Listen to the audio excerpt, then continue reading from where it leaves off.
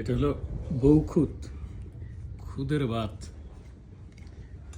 পেঁয়াজ, তারপর হচ্ছে মরিচ আর সরিষার তেল।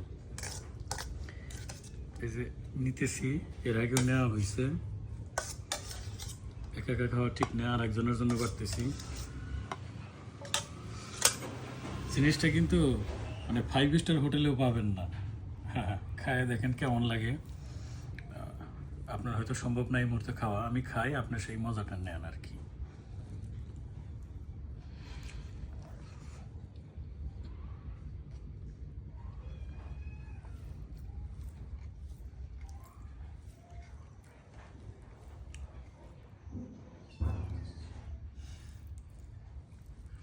এই যে পোড়া পোড়াটা আরো বেশি মজা লাগে, মসমসে।